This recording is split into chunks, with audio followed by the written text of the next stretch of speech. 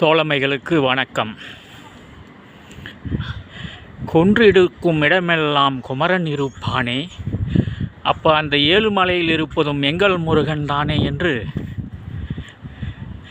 மலைகளில் குடிகொண்டிருக்கும் முருகப்பெருமான் குறித்தும் அத்திருப்பதி நிலம் யாருக்கு சொந்தம் என்பதையும் அழகாக மேடைகளில் பாடுவார் மறைந்த பேராசிரியர் பெரியார்தாசன் அவர்கள். இங்கு ஏன் பழைய கதை என்கிறீர்களா? காரணம் இருக்கத்தானே செய்கின்றது. கொஞ்சம் கூட வடிவாய் கேட்டு போடுங்களேன். லாவோ நாட்டில் புத்தனை மலை குகைகளில் பெரும்பாலும் குடி வைத்திருப்பார்கள். கம்போடியாவில் இயல்பான ஓரளவுக்கு மேடு ஆன இடங்களில் அவனுக்கு குடில் அமைத்து கற்காரை கட்டடங்கள் அமைத்து குடி வைத்திருப்பார்கள். ஆனால் இந்த தாய்நாட்டிலோ தாய்லாந்திலோ பாரிய அளவில் மலை வாசம்தான் புத்தனுக்கு. அந்த சித்தார்த்தனுடைய வழிபாட்டிடங்கள் மடங்கள் யாவும் பெரும்பாலும் குறிப்பாக வடபுலத்தில் மலைப்பகுதிகளில்தான். அதேபோல்தான் இது வடபுலம் இல்லை என்றாலும் இஸ்திமுஸ்க்ரா என்று சொல்லப்படுகின்ற மலாய் தீவுக்குறையையும் தாய்லாந்து பெருநிலத்தையும் இணைக்கும் இந்த பகுதியில் உள்ள பிராச்சுவாப் கிரிகான் என்னும் ஊரில் இங்குள்ள புத்த மடாலயம் பற்றியே இப்பொழுது பேசுபொருள். சும்மா இல்லைங்க, 396 படிக்கட்டுகளை கடந்து இவ்விடத்தில் நிற்கின்றோம். அலை காற்றழுத்தம் அதிகமில்லாததால் அடக்கி வாசிக்கும் அலைகளை ஒட்டிய கடற்பிராந்தியத்திற்கு பக்கத்தில் அமைக்கப்பட்டுள்ள மடாலயம் இது. வேறு யாரும் இல்லை. இங்குள்ள பணியாள் ஒருவர் தவிர வெளியிலிருந்து 2 தாய்ப்பொடியன்கள் இருக்கின்றார்கள். இங்கு குறிப்பிட்டு சொல்லுவதற்கு ஒன்றுண்டு. இந்த மரத்தில் அவதானித்திருப்பீர்கள் தானே? இருங்கள். படியேறுவதற்கு முன்பே அங்கு அறிவுறுத்தல் ஒட்டப்பட்டுள்ளது. என்னவென்று? படியேறும் வழியில் தென்படும் குரங்குகளை எவ்வாறு கையாள்வது என்று, அவற்றை தவிர்ப்பதற்கான வழிமுறைகளை, அவை எம்மை நோக்கி அவற்றை ஈர்ப்பதற்கான வழிமுறைகளை கைவிடுவதற்கான குறிப்புகளோடு இங்கே காணப்படும் மூங்கில் களியையும் கையில் பிடித்து கொள்ளுங்கள். இந்த களிகள் அவைகளை விரட்டுவதற்காகத்தான் இருக்க வேண்டுமே ஒழிய எக்காரணத்தை கொண்டும் அவ்விலங்குகளை தாக்குவதற்கு பயன்படக்கூடாது என்னும் அறிவுறுத்தலின் பேரில் இங்கே இந்த களிகளோடு பயணம் செய்ய அனுமதிக்கப்பட்டுள்ளது. இதோ பாருங்கள், இங்கே ஒன்று வரும் வழி. பயமா? ஓ,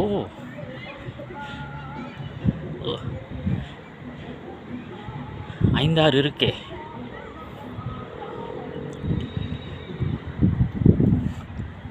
வரும் வழியில் படிகளில் ஒரு 2-3 வயது குழந்தைகள், பெரிய அளவிற்கு குழந்தைகள் வளர்ந்த குழந்தைகள் அளவுக்கு 2-3 அகவை குழந்தைகள் அளவிற்கான பெரிய குரங்குகளெல்லாம் காண கிடைத்தது. அமர்ந்திருந்தார்கள். மழை பெய்து விட்ட காரணத்தினால் சற்று குளிராக உள்ளபடியாலும் அவைகள் ஒன்றும் மூர்க்கத்தனத்தை காட்டவில்லையோ, இல்லை நாம் அவைகளின் தொல்லைகளுக்கு போகாவிட்டால் அது எதுவும் வராதோ, அல்லது அவற்றை ஈர்ப்பதற்கான பொருட்கள், பையோ ஒன்றும் நம்ம கையில் இல்லாததால் அமைவாக இருந்ததோ ஒன்றும் தெரியவில்லை. ஏதோ ஒரு காரணம் இருக்கத்தான் கூடும். சரி, வாருங்கள், இனி வந்த வேலையை பார்க்கலாம். இங்கே இருந்து பார்க்கும் இடத்து பிரச்சுவாப் கிரிகான் நகரத்தை ஓரளவுக்கேனும் விரிவாக பார்க்கவே இயலுகின்றது. இவை எமக்கு உங்களுக்கு மேயோங்சோனின் ஒரு மலை மடாலயத்திலிருந்து முன்பு போட்ட பதிவு பார்த்த பொழுது மேயோங்சோன் மாவட்டத்தின் பாரிய வீடமைப்புகள், மக்கள் குடியிருக்கும் அந்த கம்பங்கள் எல்லாம் தெரிந்ததைப் போலவே தோன்றுகிறது. ஆனால் மேயோங்சோன் அளவிற்கு மலை வளம் இல்லை. மலை அல்ல, மலை வளம். ஆனாலும் மலைத்தொடர்கள் இருக்குது. மேயோங்சோன் அளவிற்கு இல்லை. அது பர்மிய எல்லை. இது தெற்காக 10-15 கிலோமீட்டர் சென்றால் பர்மிய எல்லை தான். தெனசரேம் பகுதி, தென் பர்மாவின் பகுதி. காலையில் விசாரித்ததில் பர்மாவின் உள்நாட்டுப் போரால் எல்லைகள் மூடப்பட்டு கிடக்கின்றது என்று கதைத்து போட்டார்கள். இருப்பினும் தெரியவில்லை. சற்று பொறுத்திருந்து முயற்சிக்க வேண்டும். பார்க்கலாம்.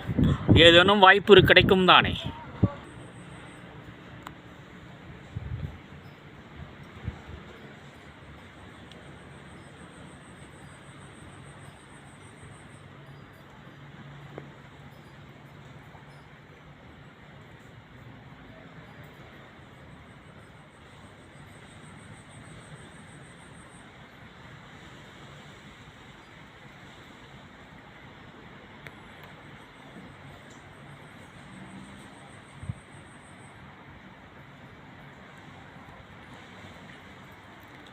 புத்த சாதக கதைகளையொட்டிய சுவர் ஓவியங்கள்.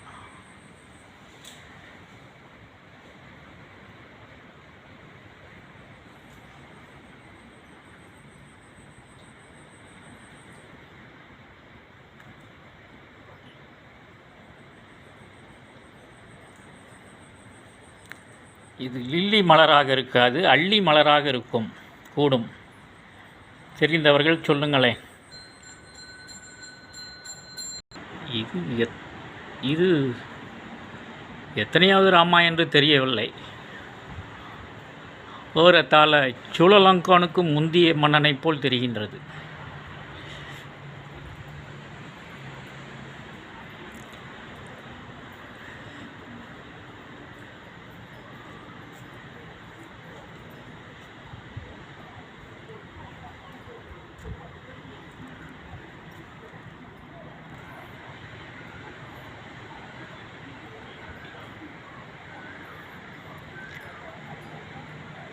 இயற்கை என்னும் இளைய கன்னி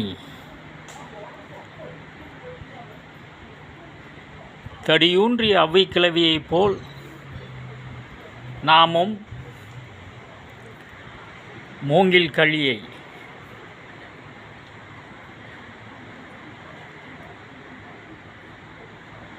பிடித்து கொண்டு நடமாட வேண்டியுள்ளது.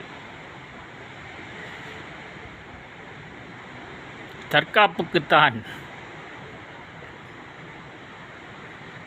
சிலம்பம் அது இது என்று எதுவும் கருதி விடாதீர்கள்.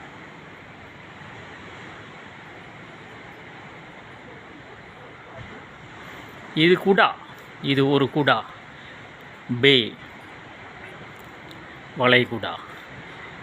இந்த பிரச்வாப் கிரிகானில் 3 குடாக்கள் உள்ளது.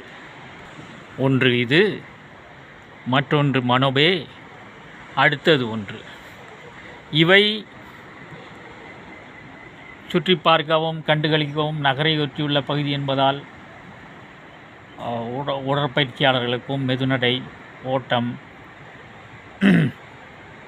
என்று பற்பல நடவடிக்கைகளுக்கும் இங்கே இரவு நேர சந்தை, அங்காடி கடை என்று பரபரப்பூட்டும் பகுதியாக விளங்குகின்றது இந்த குடா. மனோபே மீனவர்களின், குறிப்பாக மீனவர்களுக்கு மனோபே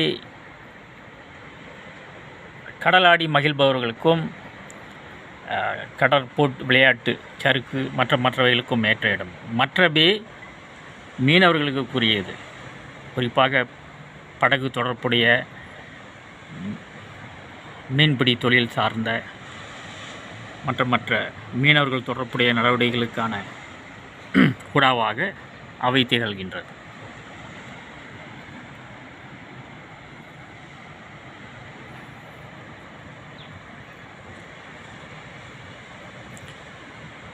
இந்த பகுதியெல்லாம் இந்த குடா அமைந்துள்ள கிழக்கு கடல், வியட்நாமில் கிழக்கு கடல் என்பார்கள், பிலிப்பைன்ஸில் மேற்கு கடல் என்பார்கள். ஒட்டுமொத்த இந்த கடலையெல்லாம் சேர்த்து தான் நாட்டையை போட விரும்புகின்றது சோசலிசத்தின் தூதுவன் என்று இன்னமும் நம்பிக்கொண்டிருக்கும் காம்ரேட்டுகளால் நம்பப்படும் சீனனாகும்.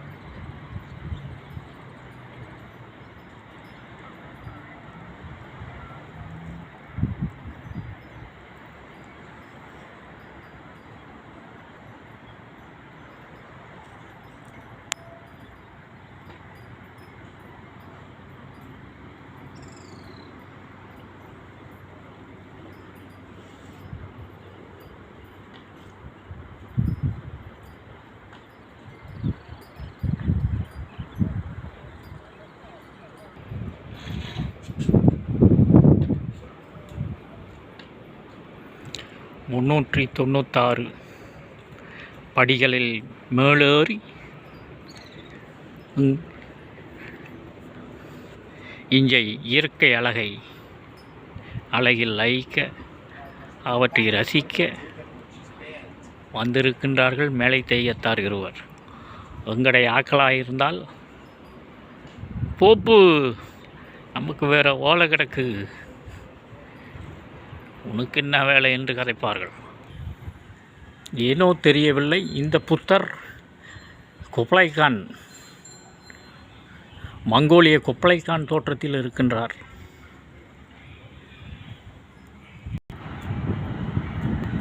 நீங்களே கண்டு களியுங்கள். நகரம், அவற்றை அடுத்த பகுதி, ஒட்டுமொத்தத்தில் பிராந்தியத்தின் ஒரு குறிப்பிட்டு சொல்லத்தக்க அளவில் ஆன பரப்பளவை நீங்களே பாருங்கள்.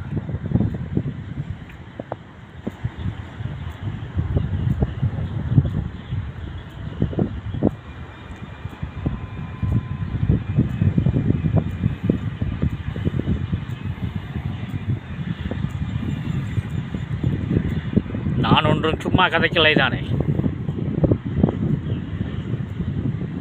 நீண்டு செல்லும் சாலை,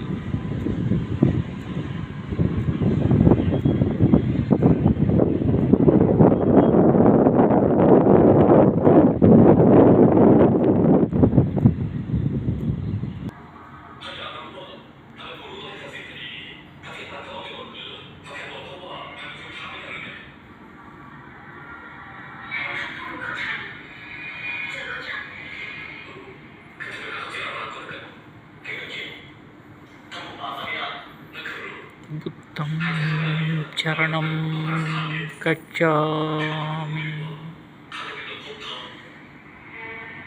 தம்மம் சரணம் கச்சாமி, சங்கம் சரணம் கச்சாமி, புத்தம் சரணம் கச்சாமி, தம்மம் சரணம் கச்சாமி, சங்கம் சரணம் கச்சாமி.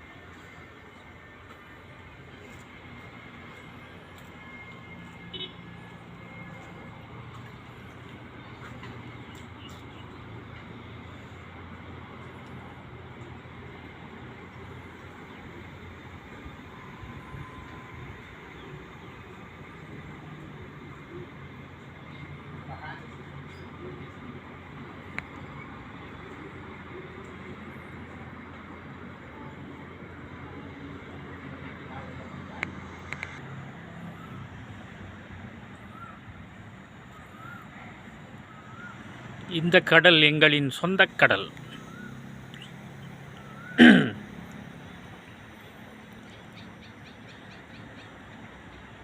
சீனாக்காரன் கையகப்படுத்த அனுமதிக்க மாட்டோம்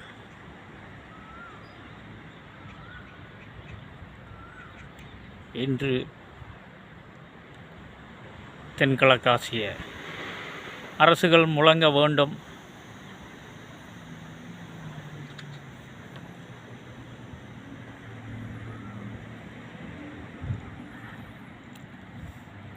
இதற்கெல்லாம் காலம்தான் விடை இருக்க வேண்டும்.